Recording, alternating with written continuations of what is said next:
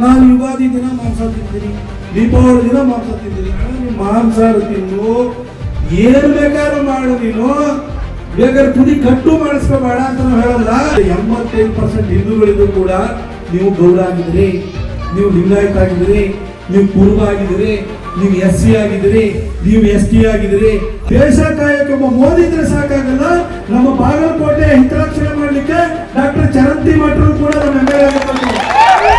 ಬಿಜೆಪಿಯ ಚುನಾವಣಾ ಪ್ರಚಾರದ ವೇಳೆ ಮಾಜಿ ಸಂಸದ ಪ್ರತಾಪ್ ಸಿಂಹ ಮುಖ್ಯಮಂತ್ರಿ ಸಿದ್ದರಾಮಯ್ಯನವರ ಮೇಲೆ ಆಡಿರುವಂತಹ ಮಾತುಗಳು ಈಗ ರಾಜಕೀಯ ವಲಯದಲ್ಲಿ ತೀವ್ರ ವಿರೋಧಕ್ಕೂ ಕಾರಣ ಆಗಿದೆ, ವಿವಾದಕ್ಕೂ ಕಾರಣ ಆಗಿದೆ. ಪ್ರತಾಪ್ ಸಿಂಹ ಅವರು ಮಾತನಾಡ್ತಾ ಸಿದ್ದರಾಮಯ್ಯನವರ ಆಹಾರ ಅಭ್ಯಾಸಗಳ ಬಗ್ಗೆ ಟೀಕೆ ಮಾಡೋ ವೇಳೆ ಅಸಭ್ಯ ಪದಗಳನ್ನ ಬಳಸಿರೋದು ಈ ಆಕ್ರೋಶಕ್ಕೆ ಕಾರಣ ಆಗಿರೋದು.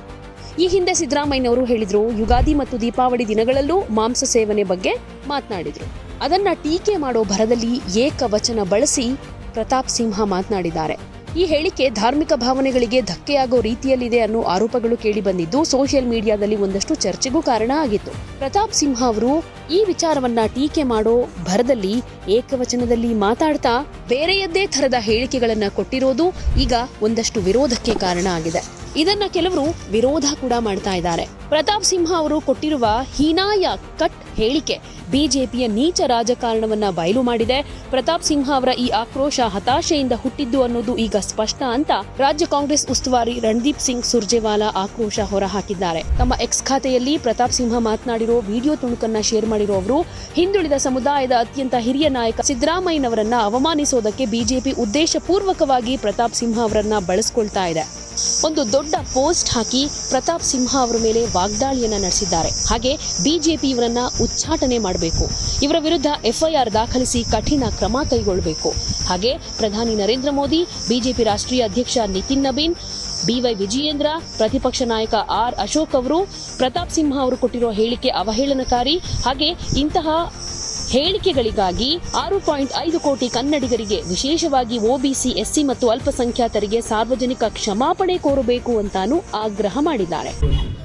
ಮೊನ್ನೆ ಸಿದ್ದರಾಮಯ್ಯನವರು ಒಂದು ಹೇಳಿಕೆ ಕೊಡ್ತಾರೆ, ನಾನು ಯುಗಾದಿ ದಿನ ಮಾಂಸ ತಿಂತೀನಿ, ದೀಪಾವಳಿ ದಿನ ಮಾಂಸ ತಿಂತೀನಿ. ನೀವು ಮಾಂಸಾಹಾರ ತಿನ್ನು, ಏನು ಬೇಕಾದ್ರೂ ಮಾಡು, ನೀನು ಬೇಕಾದ್ರೆ ತುದಿ ಕಟ್ಟು ಮಾಡಿಸ್ಕೋಬೇಡ ಅಂತ ನಾವು ಹೇಳಲ್ಲ. ಯುಗಾದಿ ದಿನ ಮಾಂಸ ತಿಂತೀನಿ, ದೀಪಾವಳಿ ದಿನ ತಿಂತೀನಿ ಅಂತಂದ್ರೆ ಯಾಕೆ ಗೊತ್ತಾ? ಯುಗಾದಿ ದಿನ ತಿಂತೀನಿ, ದೀಪಾವಳಿ ದಿನ ತಿಂತೀನಿ ಅಂತೇಳಿ ನಮ್ಮ ಹಿಂದೂಗಳ ಶ್ರದ್ಧೆಯ ಪ್ರತೀಕವಾಗಿರೋ ಹಬ್ಬಗಳಲ್ಲಿ ನಮ್ಮ ಹಿಂದೂಗಳ ಭಾವನೆಗಳಿಗೆ ನೋವುಂಟು ಮಾಡ್ತಾರೆ. ಅಂದ್ರೆ ಮುಸಲ್ಮಾನರು 15% ಇದ್ರು ಕೂಡ ಅವ್ರಿಗೆ ಓಲೈಸ್ತಾ ಇರ್ತಾರೆ. ಹಿಂದೂಗಳಿದಾರಲ್ಲ, ನಿಮಗೆ ಯಾಕೆ ಅವಮಾನ ಮಾಡ್ತಾರೆ ಹೇಳಿ? 15% ಅವ್ರಿಗೆ ಬಂದ್ಬಿಡ್ತಾವ ಬ್ಯಾಂಕ್ ಅಕೌಂಟ್ ಅಲ್ಲಿ ಇದ್ದಂಗೆ. ನೀವೇನಾಗಿದ್ರೆ ಹೇಳಿ? ನಿಮ್ಮನ್ನ ಚೆನ್ನಾಗಿ ಗೊತ್ತಿದೆ, 85% ಹಿಂದೂಗಳಿದ್ರು ಕೂಡ ನೀವು ಗೌಡ ಆಗಿದ್ದೀರಿ, ನೀವು ಲಿಂಗಾಯತ ಆಗಿದ್ದೀರಿ, ನೀವು ಕುರುಬ ಆಗಿದ್ದೀರಿ, ನೀವು SC ಆಗಿದ್ದೀರಿ, ನೀವು ST ಆಗಿದ್ದೀರಿ, ಅದರೊಳಗಡೆ ಎಡ ಆಗಿದ್ರಿ, ಅದರೊಳಗಡೆ ಬಲ ಆಗಿದ್ರಿ, ಈ ತರ ಹರಿದು ಹಂಚೋಗಿದ್ರಿ. ಲಾಸ್ಟ್ 2 ದಿನ 7ನೇ ತಾರೀಕು 8ನೇ ತಾರೀಕು ಕವರ್ ಒಳಗಡೆ 2000 ರೂಪಾಯಿ ಹಾಕೊಟ್ಬಿಟ್ರೆ ನಿಮ್ ಓಟ್ ಬರುತ್ತೆ ಅಂತ ಅವ್ರಿಗೆ ಗೊತ್ತು. ಅದು ಯೋಚನೆ ಮಾಡಿ.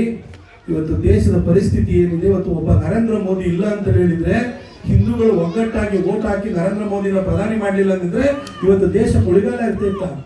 ಹಾಗೆಯೇ ನಮ್ಮ ಹಿಂದೂಗಳು ಇವತ್ತು ಉಳಿಬೇಕು ಅಂತ ಹೇಳಿದ್ರೆ ಒಗ್ಗಟ್ಟಾಗಬೇಕು. ನಮ್ಮ ಶಿವಾಜಿ ಜಯಂತಿ ನಡಿಬೇಕು, ಬಸವ ಜಯಂತಿ, ವಾಲ್ಮೀಕಿ ಜಯಂತಿ, ಕನಕ ಜಯಂತಿಗಳು ವಿಜೃಂಭಣೆಯಿಂದ ನಡಿಬೇಕು ಅಂತಂದ್ರೆ ದೇಶ ಕಾಯಕ್ಕೆ ಒಬ್ಬ ಮೋದಿ ಇದ್ರೆ ಸಾಕಾಗಲ್ಲ. ನಮ್ಮ ಬಾಗಲಕೋಟೆ ಹಿತರಕ್ಷಣೆ ಮಾಡಲಿಕ್ಕೆ ಡಾಕ್ಟರ್ ಚರಂತಿ ಮಠರು ಕೂಡ ನಮ್ಮ MLA ಆಗಿದ್ದಾರೆ. ಅದಕ್ಕೋಸ್ಕರ ನಾವೆಲ್ಲ ಬಂದಿದ್ವಿ, ವಿನಮ್ರವಾಗಿ ಕೇಳ್ಕೊಳ್ತೀವಿ, ನೀವೆಲ್ಲ ಜಾತಿಯಾಗಿ ಒಡೆದು ಹೋಗ್ಬೇಡಿ, ಹಿಂದೂಗಳಾಗಿ ಒಗ್ಗಟ್ಟಾಗಿ ಓಟ್ ಕೊಡಿ. 2028ಗೆ ಮತ್ತೆ ಭಾರತೀಯ ಜನತಾ ಪಕ್ಷದ ಸರ್ಕಾರ ರಾಜ್ಯದಲ್ಲೂ ಬರುತ್ತೆ ಅನ್ನೋ ಸೂಚನೆಯನ್ನ ಬಾಗಲಕೋಟೆಯ ಜನ 2 ವರ್ಷ ಮೊದಲೇ ಇಡೀ ರಾಜ್ಯಕ್ಕೆ ಕೊಡುವಂತ ಒಂದು ಅವಕಾಶ ಲಭ್ಯವಾಗಿದೆ. ಯಾವುದೇ ಸುದ್ದಿಯ ಅಪ್ಡೇಟ್ ಅನ್ನ ಮಿಸ್ ಮಾಡ್ಕೊಳ್ಬಾರ್ದು ಅಂದ್ರೆ ಈಗ್ಲೇ ಒನ್ ಇಂಡಿಯಾವನ್ನ ಸಬ್ಸ್ಕ್ರೈಬ್ ಮಾಡಿ. ನಿಮಗೆ ಬೇಕಾದ ಭಾಷೆಯಲ್ಲಿ ಎಲ್ಲಾ ಸುದ್ದಿ ತಿಳಿಬೇಕು ಅಂದ್ರೆ ಒನ್ ಇಂಡಿಯಾ ಆಪ್ ಅನ್ನ ಡೌನ್ಲೋಡ್ ಮಾಡ್ಕೊಳ್ಳಿ.